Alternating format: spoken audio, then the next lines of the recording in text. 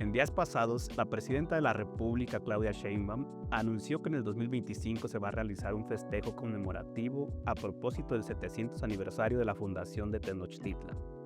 No tardaron en presentarse las polémicas históricas en torno a este suceso y todo su significado. Primero, que si la fecha es precisa, que si los aztecas no son representativos del pasado prehispánico de los mexicanos, que si el imperio azteca era un régimen terrorista que mantenía subyugados a los demás pueblos de Mesoamérica, y de todo esto, la derivación lógica, que si fue mejor que nos hayan conquistado los españoles y quitarnos el yugo azteca, que los españoles nos trajeron la civilización, que antes de los españoles no existía México y por tanto no hubo conquista, etcétera, etcétera. En realidad, en el futuro inmediato asistiremos a un debate histórico sobre el origen y consolidación de lo que hoy conocemos como nación mexicana. En todo proceso de transformación, la historia se convierte también en un campo de batalla, en una lucha de narrativas.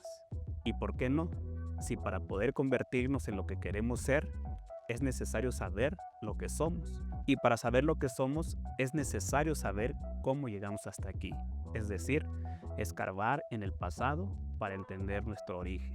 Pero para no llegar inocentes a ese debate, es necesario entender qué es la historia. Sirva a ese propósito esta breve reflexión. Hablar de la historia es hablar de lo que ya pasó. Y lo que ya pasó solamente lo pudieron conocer los que ya no están. Y los que ya no están, si pudieran contar lo que pasó, contarían una versión particular, subjetiva, directamente proporcional a su espacio, tiempo y su posición social. Por eso se dice que la historia es también una narrativa, una reconstrucción desde la actualidad, una ficción pues. La historia, se dice, la escriben los vencedores. Es una legitimación desde y para el poder. La versión más fatalista de la historia en este sentido es la del novelista George Orwell, cuando en su novela 1984 dictamina: el que controla el pasado, controla el futuro. El que controla el presente, controla el pasado.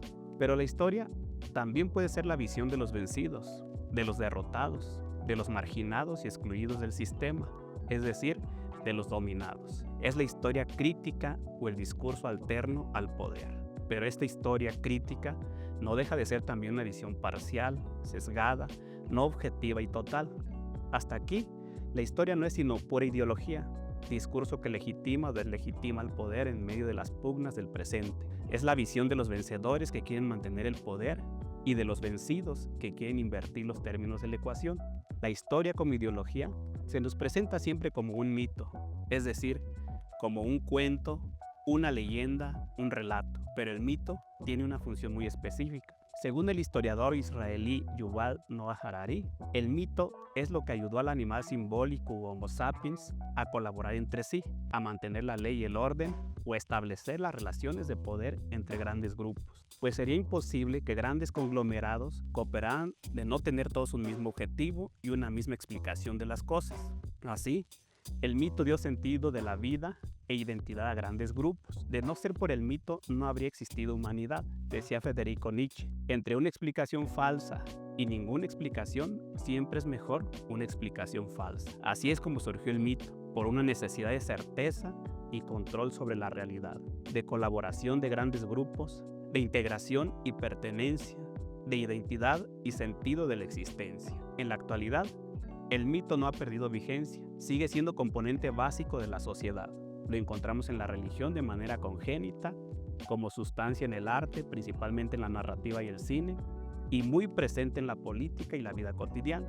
Aquí no importa tanto si el mito es verdad o falso, lo que importa es la función y utilidad de este, la capacidad de dirección de la sociedad a partir de la fe, la esperanza y el sentido de la existencia. Pero la historia también la podemos entender como ciencia, es decir, como conjunto de planteamientos o hipótesis que se sostienen sobre hechos históricos, los cuales podemos recopilar a través de sus fuentes, desde la tradición oral o narración de los hechos de generación en generación, la narración escrita, la indagación a fuentes documentales y archivos históricos, los hallazgos arqueológicos y fósiles, así como fuentes indirectas de estudios de laboratorio, ejemplo, la prueba del carbono 14, etc. En este sentido, sí podemos acceder a una idea más objetiva del pasado a partir de los hechos, pero esta historia de ninguna manera es pura e imparcial. Los hechos siempre serán buscados desde una problemática determinada y para unos objetivos bien delimitados. Aquí coincidimos con Adolfo Sánchez Vázquez de que tratándose de las ciencias sociales, estas siempre mantendrán una porción de ideología y por tanto siempre serán debatibles. Y que la ideología de la neutralidad es la versión de quien pretende imponernos su visión. También podemos entender la historia desde una versión teórica, es decir, desde una visión de conjunto del devenir histórico, la cual se respalda en una concepción del mundo o en una visión integral de la realidad. Una visión integral de la realidad nos lo da el conocimiento científico, filosófico y de la cultura en general. En estas condiciones, la historia es también una explicación general del devenir y el sentido de la evolución humana. Explicaciones generales las hemos tenido desde que apareció la ciencia y la filosofía en la antigua Grecia.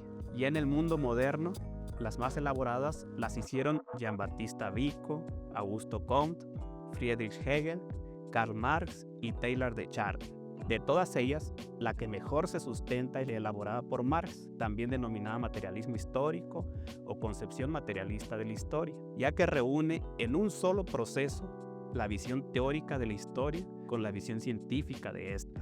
Se dice materialismo histórico para diferenciarlo de las concepciones idealistas o no científicas de la historia, míticas, metafísicas y teológicas, o sea, para contraponer una ciencia histórica, ciencia que como todas las ciencias se rige bajo el mismo principio jónico de hace 2600 años, de que la naturaleza tiene su explicación en la propia naturaleza y no en un factor externo o extraño a ella.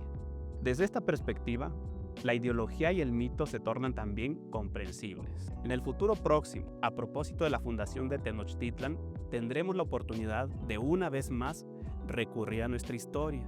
Usted decidirá si la aborda desde el mito, desde la visión crítica de los vencidos o la historia de bronce de los vencedores, o también podrá mirar la historia desde una visión teórica y científica no exenta de ideología, pero sobre todo podrá tomar parte de una visión progresista y transformadora de la historia, es decir, de no ser un simple espectador, sino parte de una historia en construcción.